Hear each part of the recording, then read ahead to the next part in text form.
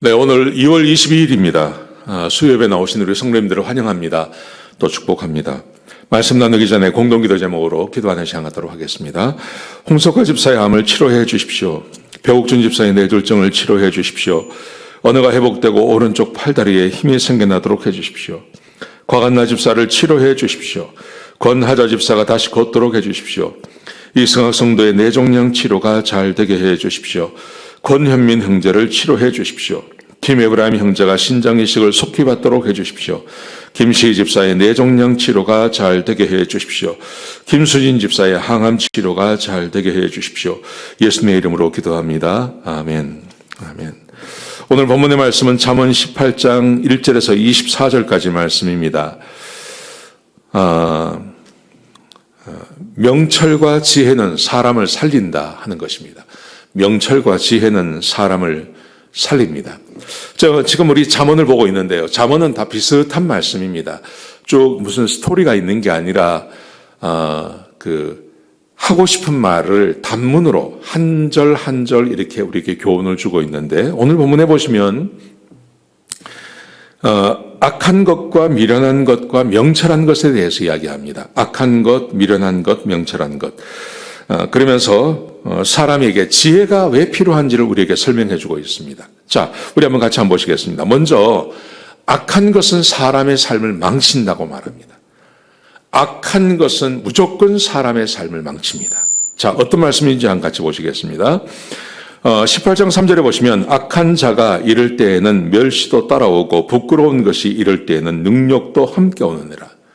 악한 자가 오면 멸시도 함께 온다는 것이죠.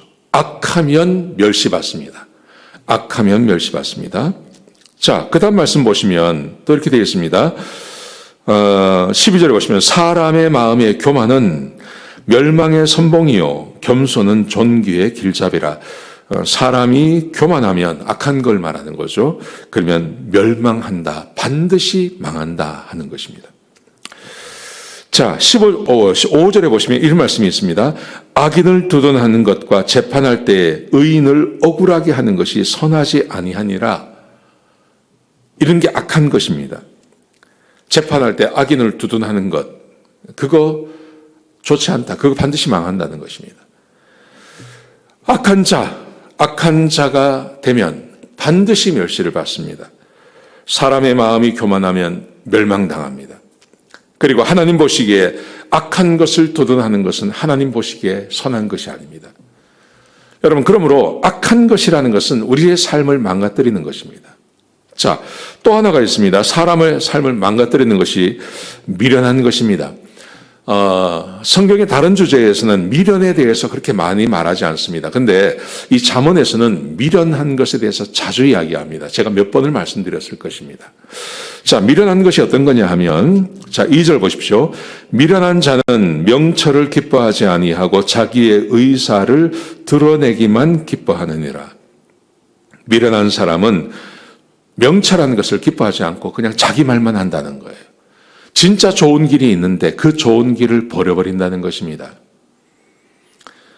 제가 목회를 하면서 이런 경우를 참 많이 봅니다. 우리 선생님들이나 교사나 아니면 부모님들도 아마 이런 심정이 있을 것입니다. 정말 좋은 길이 있고 이 길로 가야 살 수 있는데 사람들이 그걸 원하지 않습니다. 미련한 자는 명철을 기뻐하지 아니하고 자기 생각을 포기하지 않는다는 것입니다. 이게 미련한 것입니다. 그러므로 미련하면 망합니다. 미련하면 망합니다. 18장 6절에 보시면 미련한 자의 입술은 다툼을 일으키고 그 입은 매를 자청하느니라. 미련하면 그러면 다툼이 자꾸 일어납니다. 자꾸 다툽니다. 미련한 사람하고 이야기를 하다 보면 다투게 되어 있습니다. 다툼이 일어납니다. 좋은 길을 아무리 이야기해줘도 듣지 않습니다. 그러니까 미련하다는 게 그렇게 이게 좋지 않은 겁니다. 저는 이렇게 개인적으로 우리 아이가 지금 올해 29인데요.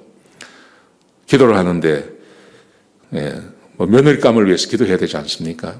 그 중에 하나가 이겁니다. 지혜로운 사람 만나게 해달라는 겁니다. 잠언에 보면 그런 말이 얼마나 많은지 모릅니다. 미련한 여자를 만나는 것보다는 혼자 사는 게 낫다. 그런 말이 있지 않습니까? 미련한 사람 만나지 않게 해달라고 제가 기도합니다.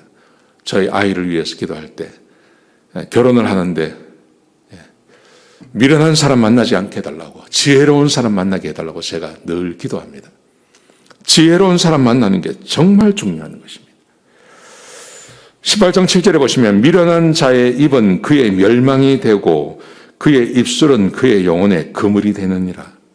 미련한 사람 멸망된다. 자기가 말하고 자기 입에 자기 말에 그물이 걸려서 자기가 죽는다는 거예요. 그게 미련이라는 것입니다. 자, 두 가지를 말합니다. 악한 것은 삶을 망가뜨립니다. 미련한 것도 그의 삶을 망가뜨려 버립니다. 자, 그렇다면 사람을 살리는 게 뭘까요? 사람을 살리는 것은 명철함에 있습니다. 자, 18장 4절에 보시면 명철한 자의 입의 말은 깊은 물과 같고 지혜의 샘은 솟구쳐 흘러내는 내와 같으니라. 명철한 자의 입, 깊은 물,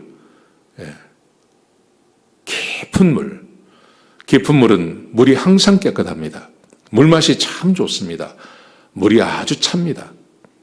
그래서 사람을 살려내는 것이죠. 15절에 보시면 명철한 자의 마음은 지식을 얻고 지혜로운 자의 귀는 지식을 구하느니라.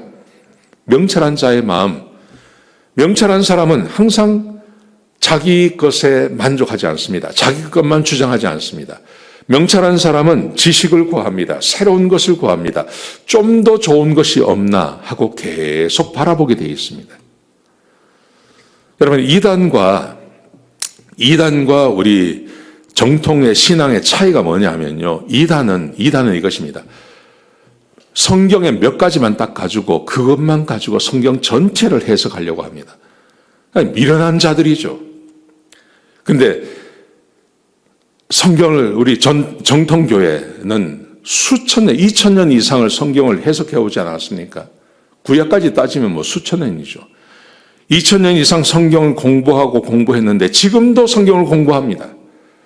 신약 학자들이, 구약 학자들이, 조직 신학자들이, 교회사 학자들이, 교회 각 전 세계의 신학교마다 그런 학자들이 꽉 있고 그런 걸 공부하는 사람들이 많습니다. 근데 이단은요, 성경 몇 구절을 가지고 성경 전체를 해석하면서 그걸 다 안다고 말하는 거예요. 그걸 보면 얼마나 멍청한지 모릅니다. 말도 안 되는 소리를 하고 있는 겁니다. 근데 사람들이 거기에 넘어가는 겁니다. 왜냐하면 지혜가 없어서 그런 거예요. 지혜가 없어서 그런 겁니다. 그래서 이만희 같은 자를 재림 예수라 그러고 하나님이라 그러고 그렇게 하고 자기 인생 전체를 거기에 몰빵해서 망하지 않습니까? 얼마나 미련한 짓입니까? 명철한 자의 마음은 지식을 얻고 지혜로운 자의 귀는 지식을 구하느니라. 끊임없이 하나님의 말씀을 탐구하고 연구하고 그래서 그 안에서 진실된 것을 얻어내려고 애쓰는 사람, 그게 명철한 자입니다. 아까 미련한 자는 그렇지가 않다고요. 그냥 몇 가지 자기 생각 이것을 포기하지 않는 자입니다. 그래서 어리석다고 이야기하는 것입니다. 명철은 끊임없이 공부하고 끊임없이 탐구하고 끊임없이 하나님의 말씀을 공부하는 자들입니다. 그러므로 악한 자나 미련한 자가 되지 말고 명철한 자가 되라고 말하죠. 명철한 자가 돼야. 근데 그 명철한 자가 되기 위해서 명철을 가지고 있는 사람들이 하고 하지 않는 것이 있습니다. 먼저 하지 않는 것, 다른 사람과 다툼을 피합니다. 자, 보십시오. 16절에 보시면요. 18절에 보시면 제비 뽑는 것은 다툼을 그치게 하여 강한 자 사이에 해결하게 하느니라. 다툼이 일어나지 않도록 하는 것, 이게 명철입니다. 이게 명철입니다. 다툼이 일어나지 않도록 하는 것. 19절에 보시면 노엽게 한 형제와 화목하기가 견고한 성을 취하기보다 더 어려운 즉 다툼은 산성 문빗장 같으니라. 다툼이 일어나면 이런 일들이 벌어지는 것이죠.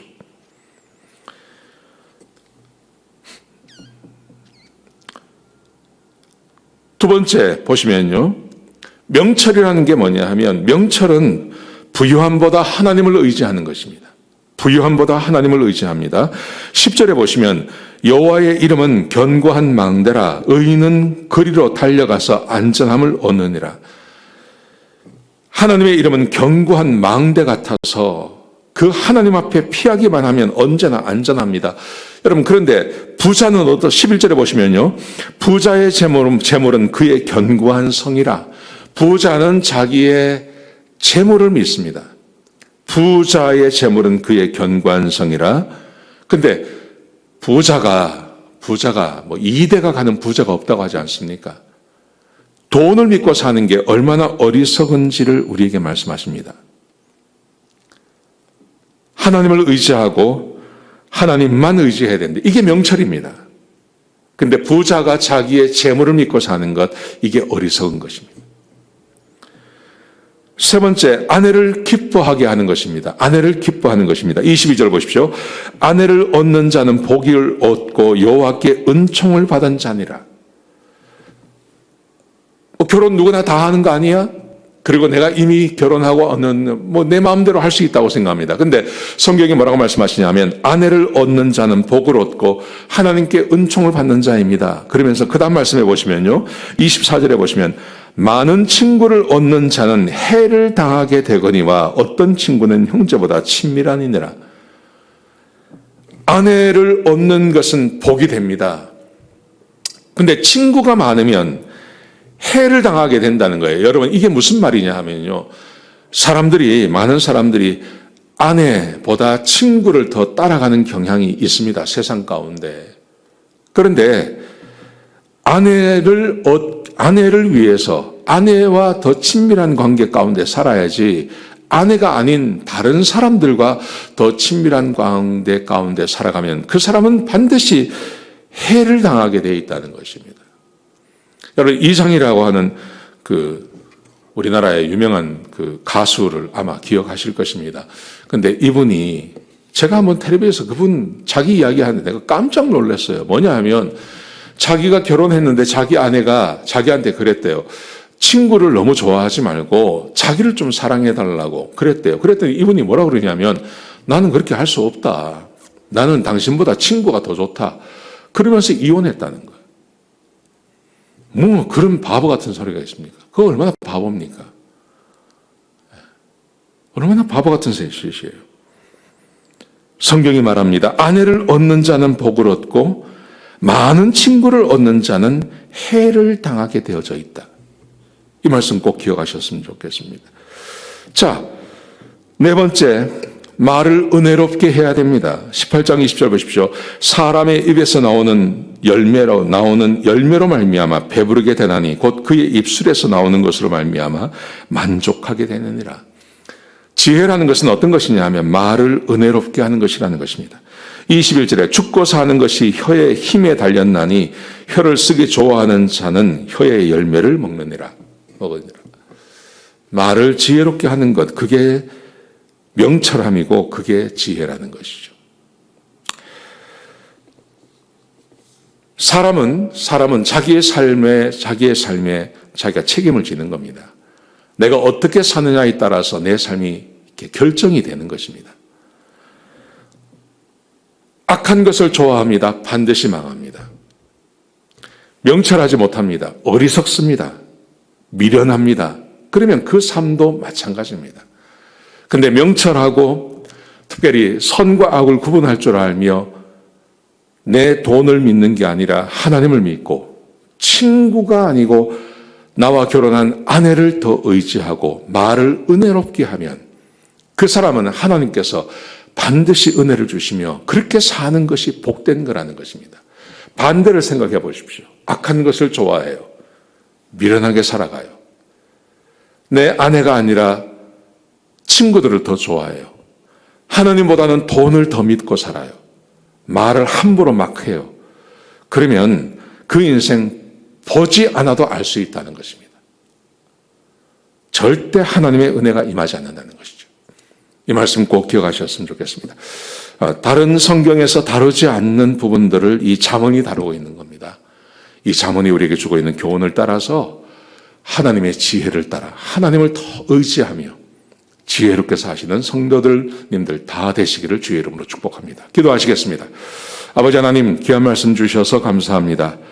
지혜로운 삶 살게 하시고 하나님을 의지하는 삶을 살게 하시고 명철한 삶을 사는 우리 모든 성도님들이 될 수 있도록 인도하여 주옵소서. 주님 감사합니다. 예수님의 귀하신 이름으로 기도드렸습니다. 아멘.